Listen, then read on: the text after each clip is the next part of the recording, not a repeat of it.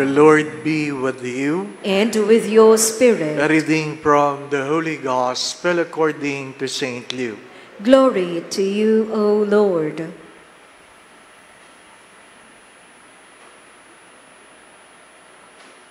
Jesus passed through towns and villages, teaching as he went and making his way to Jerusalem.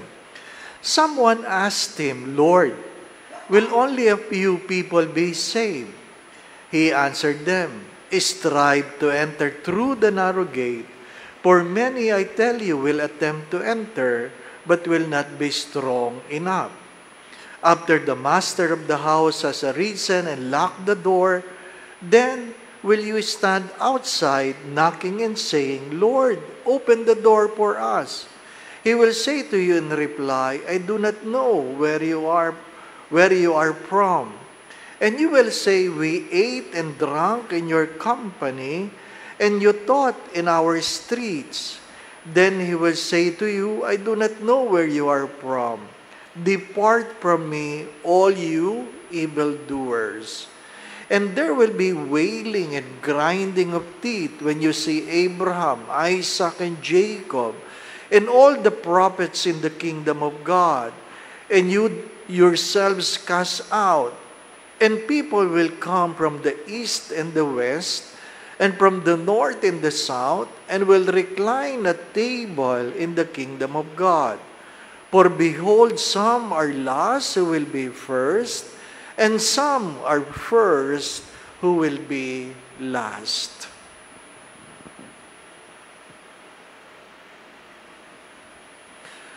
My brothers and sisters, the Gospel of the Lord. Praise to you, Lord Jesus Christ.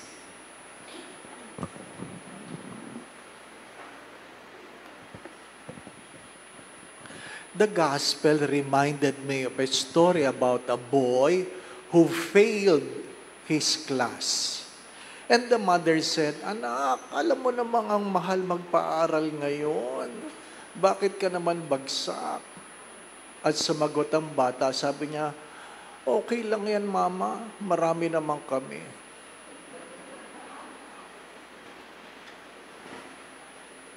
It is an attitude, thinking, that our actions are validated according to the number of people.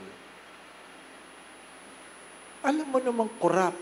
Alam mo namang pagnanakaw yan. Okay lang yan, Father. Marami naman kami. Walang nagtatama kasi marami sila. Mga minamahal na mga kapatid, you have to accept either good or bad is a product of discipline. Good or bad is a product of discipline. Success or failure is a product of discipline. There is a new Guinness Book record where a man was able to hold his breath for 29 minutes. Recently, a man was able to hold his breath for 29 minutes. Can you imagine? If you had a stroke or a heart attack and you're unable to breathe, you will end up coma or dead for lack of oxygen. But this time, a diver was able to hold his breath for 29 minutes. Hindi yan makokoma pag na-stroke. Sanay nang walang hindi humihinga, hindi po ba? No?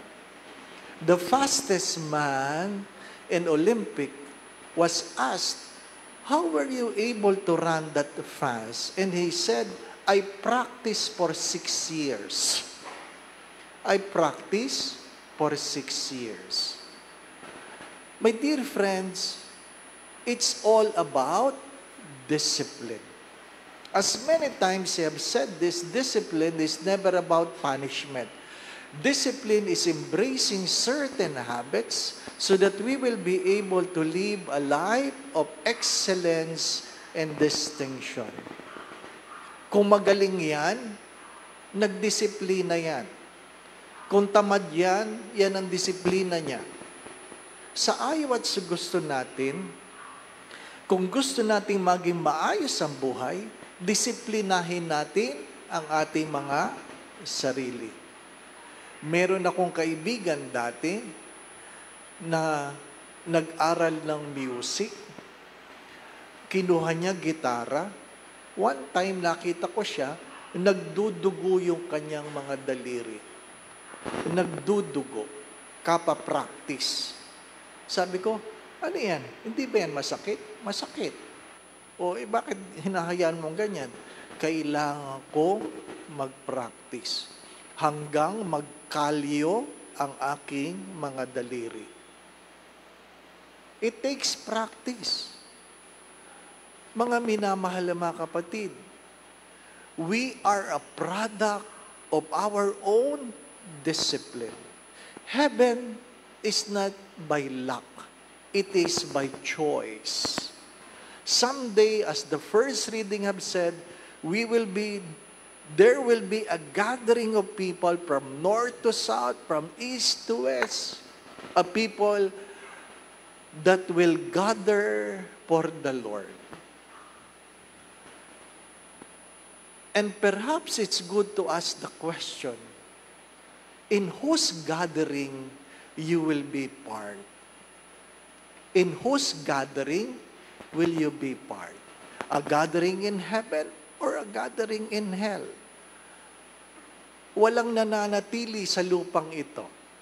Sabi ko yan palagi, either smoking or non-smoking. Hindi po ba, no? Mahalaga yan. Either you choose heaven because you're afraid of hell, or you really choose heaven because you love God. But you have to make a choice. You have to make a choice. The gospel said, we will enter. And it is irrelevant to ask the question, madami po ba ang maliligtas? Madami ba? Sasabihin, madami, pero hindi ka kasali. Oh. Anong saysay kung madami pero hindi ka kasali? Hindi po ba, ano? Kaysa konti lang, pero kasali ka. Wala yan sa dami at konti. Wala yan sa dami at konti.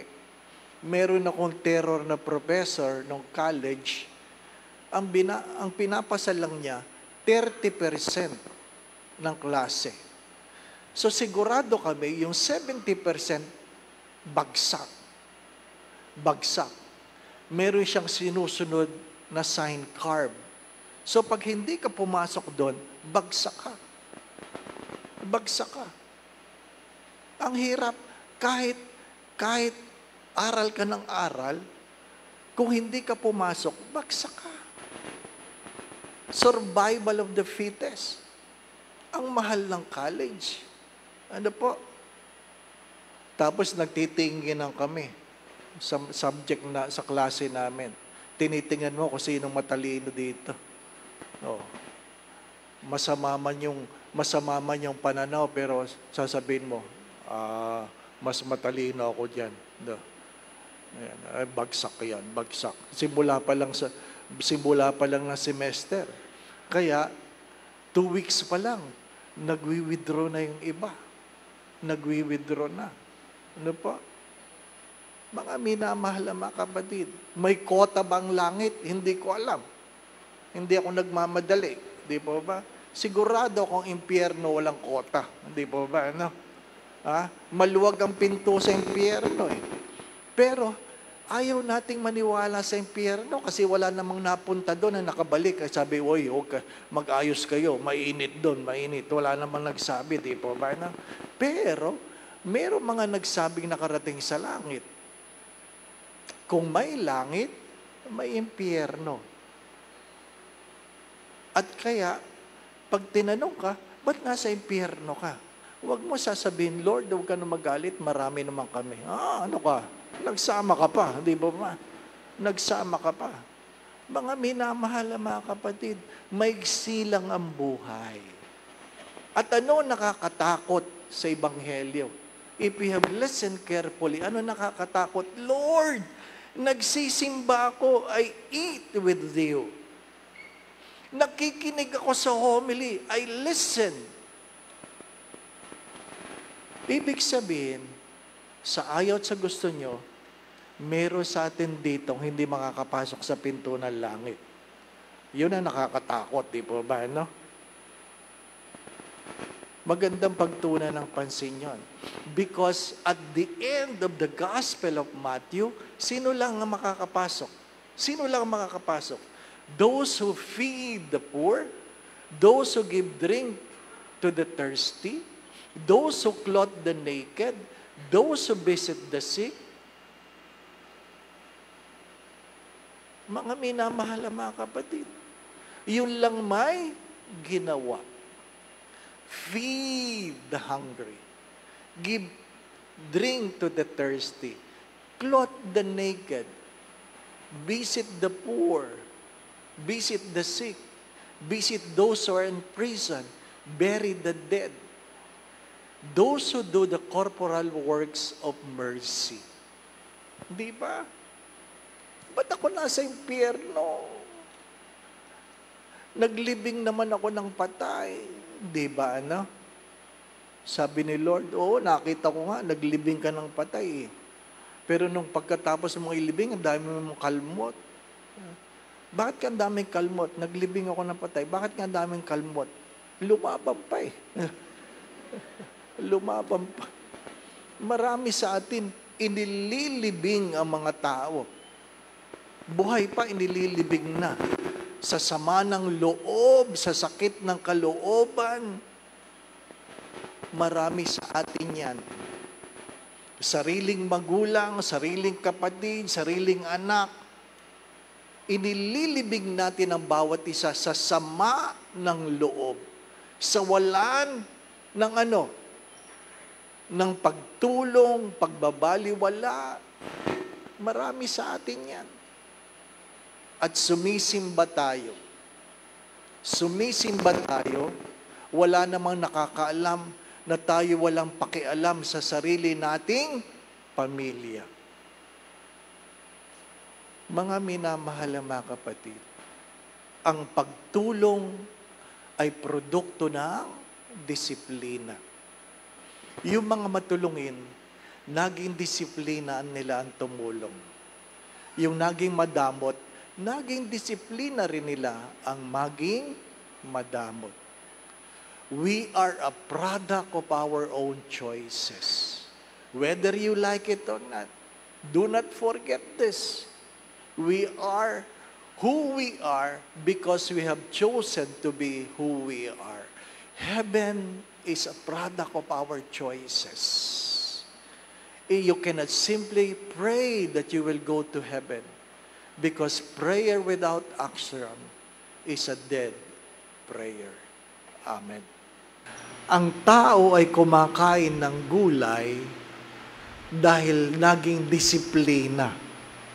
Hindi totoong masarap ang gulay. Huwag kayo maniwala doon. Ano po? Kainin mo yan, masarap yan. Sinungaling ang magulang mo. Ano po? Hindi masarap ang gulay. Pero bakit may mga taong kumakain ng gulay? Hindi dahil sila ay may sakit, hindi dahil gusto lang maging malusog. Naging disiplina ang kumain ng gulay. Ito mas malala. Sa ibang bansa, sorry ha, hindi ko na lang sasabihin, may mga babae, may mga lalaki, may mga itsura, pero ang baho. Bakit? Hindi sila naliligo. Hindi ko nasasabihin. Ang baho. Kaya nung kami unang nag-pilgrimage,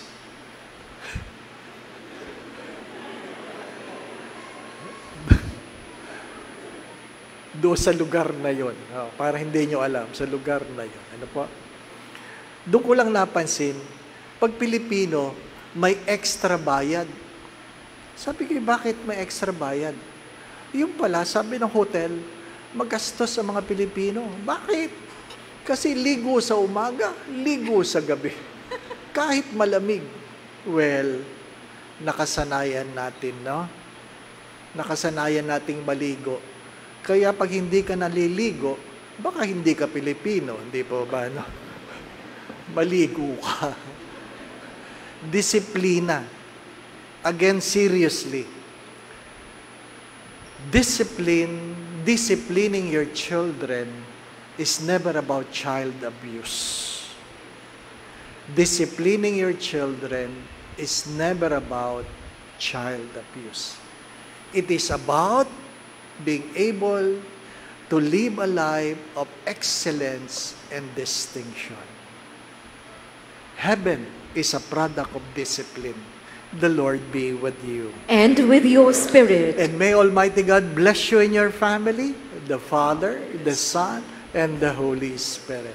Amen. The Mass has been offered. We go in peace to love and serve the Lord. Thanks be to God.